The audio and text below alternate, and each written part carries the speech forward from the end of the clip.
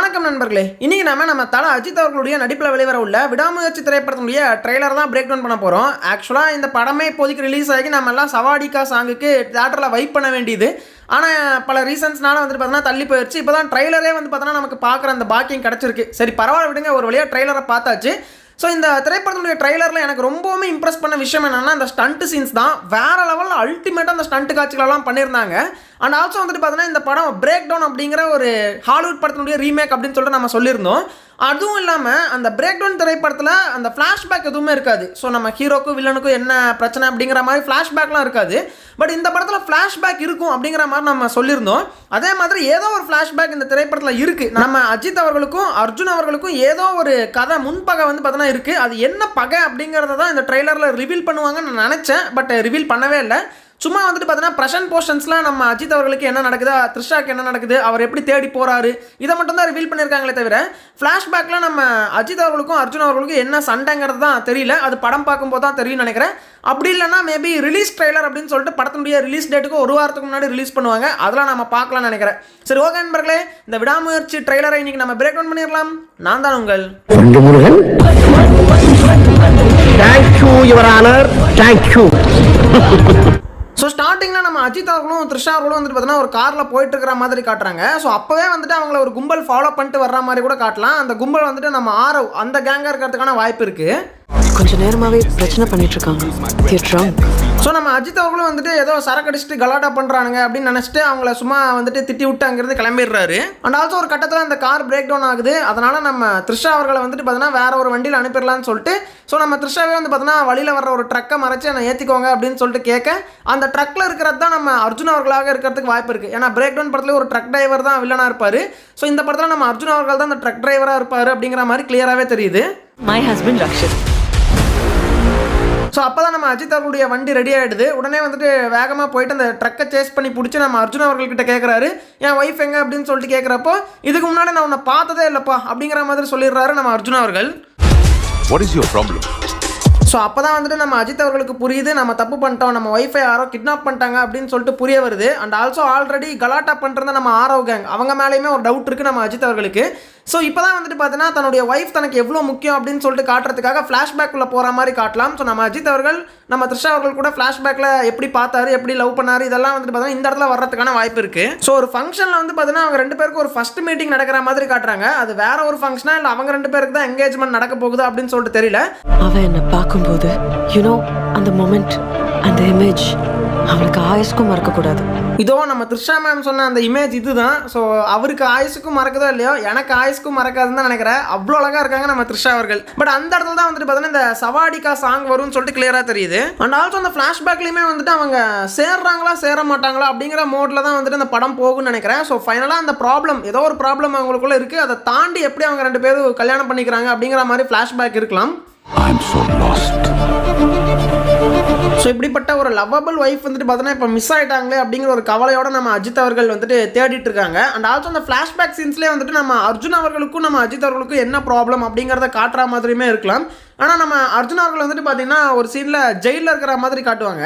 So நம்ம இதுக்கு முன்னாடியே சொல்லியிருப்போம் நம்ம அஜித் அவர்கள் மேபி ஃப்ளாஷ்பேக்கில் ஒரு போலீஸாக இருக்கிறதுக்கான வாய்ப்பு இருக்குது. அண்ட் ஆல்சோ நம்ம அர்ஜுன் அவர்களுமே ஜெயிலுக்கு போனதுக்கு நம்ம அஜித் அவர்கள் ஒரு மறைமுகமான காரணமாக இருக்கிறதுக்கான வாய்ப்பு தான் இருக்குது. அதாவது நம்ம அஜித் அவர்களுக்கு வந்துட்டு நம்ம அர்ஜுன் அவர்களை முன்னாடி தெரிஞ்சிருக்க வாய்ப்பு இல்லாத மாதிரி காட்டுறாங்க. பட் அர்ஜுன் அவர்கள் வந்துட்டு பார்த்தீங்கன்னா அஜித்தை பழி வாங்கணும் அப்படிங்கிற ஒரு நோக்கத்தோட வந்துட்டு இருக்கிற மாதிரியுமே காட்டுற மாதிரி தெரியுது. ஸோ அப்படி பார்க்கும்போது நம்ம அர்ஜுன் அவர்கள் வந்துட்டு ஜெயிலுக்கு போனதுக்கு ஒரு மறைமுகமான காரணமாக, அதாவது வேற ஏதோ ஒரு கேஸில் வேற ஏதோ ஒரு விஷயத்தை கிளறி அதில் நம்ம அர்ஜுன் அவர்கள் சிக்கிட்டாங்க. அதுக்கு காரணம் நம்ம அஜித் அவர்களாக இருக்கிறதுக்கான வாய்ப்பு இருக்கு. உங்க கோவம் எனக்கு புரியுது.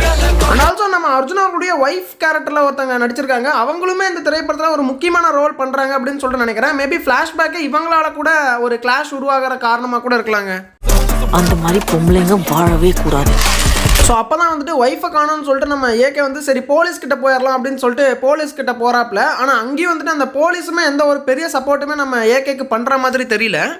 In Azerbaijan, crime rate low. So அந்த போலீஸ்காரனுமே வந்துட்டு அசர்பைசான் இந்த கிரைம் ரேட்லாம் லோவாக இருக்குது, அதனால உன் பொண்டாட்டி எவனும் கடத்திருக்க மாட்டான்னு சொல்ல சரி என்னடா பண்ணுறதுன்னு சொல்லிட்டு நம்ம ஏகே வந்துட்டு தேடிட்டு இருக்கும்போது இப்போ தான் வந்துட்டு பார்த்தீங்கன்னா ஒருத்தன் பாட்டிலே பின்னாடி அடிக்கிறான் நம்ம ஏகேக்கு. ஸோ நம்ம ஏகேவை அங்கேருந்து கிட்னாப்பும் பண்ணிட்டு வந்துடுறாங்க. ஸோ அது யார் அப்படின்னு சொல்லிட்டு பார்த்தோம்னா நம்ம ஆரவ் கேங்காக இருக்கிறதுக்கான வாய்ப்பு இருக்குது. ஸோ அந்த ஆரவ் கேங்கை செட் பண்ணி ஏகேவை கடத்தினதே நம்ம அர்ஜுன் அவர்களாக இருக்கிறதுக்கான வாய்ப்புமே இருக்குது. ஸோ அந்த இடத்துல தான் வந்துட்டு நம்ம அர்ஜுன் அவர்களுடைய ஒய்ஃப் வந்துட்டு ஏகே கிட்ட இதனால தான் நான் உன்னை கடத்தினேன், இந்த மாதிரி என் ஹஸ்பண்டை வந்து ஜெயிலுக்கு போனதுக்கு நீயும் ஒரு காரணமாக இருக்க அப்படின்னு சொல்லிட்டு அந்த விஷயங்களெல்லாம் ரிவீல் பண்ணக்கூடிய சீனாக இது இருக்கலாம். ஸோ அந்த சமயத்தில் தான் நம்ம ஆரவ் அண்ட் கேங்கு, அதுக்கப்புறம் நம்ம அர்ஜுன் அவர்கள் அவங்கெல்லாம் கிட்னாப் பண்ணி வச்சிருந்தாங்கல்ல, அங்கிருந்து வந்து பார்த்தீங்கன்னா நம்ம ஆள் தப்பிச்சு வந்துடுறாரு. ஸோ தப்பிச்சு வந்து அதுக்கப்புறமா தன் ஒய்ஃபை தேடும் போது தான் ஒருத்தன் சொல்கிறான், இந்த மாதிரி உங்கள் ஒய்ஃபை கடத்தினதுக்கு பிளான் போட்டு கொடுத்தது அந்த போலீஸ்காரன் தான் அப்படிங்கிற மாதிரி சொல்ல, அப்போ தான் அந்த போலீஸ்காரனுமே ஒரு வில்லம் போல அப்படிங்கிற மாதிரி ரிவீல் ஆகுது. இதை ஸ்கெட்ச் போட்டு கொடுத்ததே போலீஸ் தான் சார். ஸோ அப்படி அந்த போலீஸு, அப்புறம் நம்ம அர்ஜுன் அவர்களுடைய ஒய்ஃபு, அதுக்கப்புறம் நம்ம ஆரவ் கேங்கு, அப்புறம் இத்தனை பேரை தாண்டி எப்படி நம்ம அஜித் அவர்கள் கடைசியில் தன்னுடைய ஒய்ஃபை கண்டுபிடிக்கிறாரு அப்படிங்கிறத வந்து பார்த்தீங்கன்னா இந்த திரைப்படத்துடைய கதையை அமையறதுக்கான வாய்ப்பு இருக்குது. அண்ட் ஆல்சோ இந்த கேரக்டர்ஸ் எல்லாம் தாண்டி இன்னும் சில கேரக்டர்ஸ் எல்லாம் வந்துட்டு டிஃப்ரெண்ட்டான கேரக்டர்ஸ் எல்லாம் இந்த ட்ரெய்லரில் ரிவீல் பண்ணியிருக்காங்க அப்படின்னு சொல்லலாம்.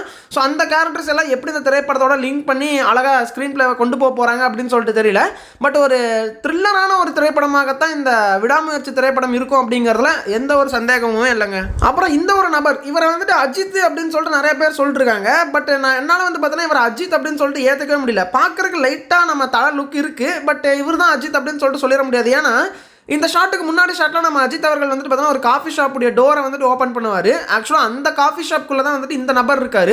ஸோ அப்படி இருக்கும்போது இவர் அஜித்தாக இருக்கிறதுக்கான சான்ஸ் இல்லை அப்படின்னு தான் நான் நினைக்கிறேன். ஸோ எப்படி அதே காஃபி ஷாப்னு நான் சொல்கிறேன்னா, நம்ம அஜித் அவர்கள் டோரை ஓப்பன் பண்ணுறப்போ அந்த காஃபி ஷாப்பில் இருக்கக்கூடிய சேரெல்லாம் பாருங்கள். ஸோ அதே மாதிரி இந்த நபரை காட்டுறப்போ பக்கத்தில் அந்த சேரை நோட்டீஸ் பண்ணுங்கள், ஒரே மாதிரி சேர் தான். ஸோ அதை வச்சே ஒரே காஃபி ஷாப்பில் தான் இப்போ இவங்கெல்லாம் இருக்காங்கன்னு சொல்லிட்டு தெரிய வருது. அப்படி பார்க்கும்போது ஆல்ரெடி நம்ம தலை அஜித் அவர்கள் அந்த காஃபி ஷாப் டோரை ஓப்பன் பண்ணுறாரு. அப்போ இவர் அஜித்தாக இருக்க சான்ஸ் இல்லைங்கிற மாதிரி எனக்கு ஃபீல் ஆகுது. சில பேர் கேட்குறாங்க அப்புறம் டபுள் ஆக்ஷனாக இருந்தால் எப்படி இருக்குன்னு சொல்லிட்டு கேட்குறாங்க. பட் அப்படி இருக்க சான்ஸ் இல்லை. அண்ட் ஆல்சோ இவரை பார்க்கறதுக்கு அஜித் லுக் இருக்கே தவிர இவர் அஜித் இல்லை அப்படின்னு சொல்லிட்டு தெளிவாகவே தெரியுது. ஸோ அடுத்ததாங்க இந்த ட்ரெய்லரில் வந்து நம்ம அனிருத் அவர்களுடைய பிஜிஎம் பற்றி நம்ம பேசி ஆகணும். ஸோ இந்த திரைப்படத்தினுடைய அந்த மெயின் பிஜிஎம்ஐ ஒரு ஸ்லோ மோஷனில் வந்து பார்த்தோன்னா போட்டு வச்சிருக்காரு இந்த ட்ரெய்லருடைய ஸ்டார்டிங்கில். அவன் என்னை பார்க்கும்போது அந்த மொமெண்ட், இந்த பீஜம் சான்ஸாக இல்லை, அல்டிமேட்டாக இருந்துச்சு அப்படின்னு நான் சொல்லுவேன். அண்ட் ஆல்சோ வந்துட்டு இந்த விடாமுயற்சி திரைப்படத்திற்கு ஒரு டைட்டில் ட்ராக் இருக்குது. அந்த டைட்டில் ட்ராக்குமே வந்துட்டு இந்த ட்ரெய்லரில் ஆட் பண்ணியிருக்காங்க. பங்கமான ஒரு டைட்டில் ட்ராக் அப்படின்னு சொல்லலாம். Safety camera. ஸோ இந்த ஒரு டைட்டில் ட்ராக் வந்து பார்த்தீங்கன்னா படம் ரிலீஸ் ஆகிறதுக்கு 1 வீக் முன்னாடி வந்து பார்த்தீங்கன்னா ரிலீஸ் பண்ணுவாங்கன்னு நினைக்கிறேன் லிரிக் வீடியோ. ஸோ ஈகராக வெயிட் பண்ணிருக்கேன் தாங்க சொல்லணும். அண்ட் ஆல்சோ ஃபைனலாக வந்துட்டு அந்த ஸ்டார்டிங்கில் போட்ட ஸ்லோ பிஜிஎம்மை இப்போ மாசாக வந்துட்டு பார்த்தீங்கன்னா போட்டு முடிச்சு விட்டாரு.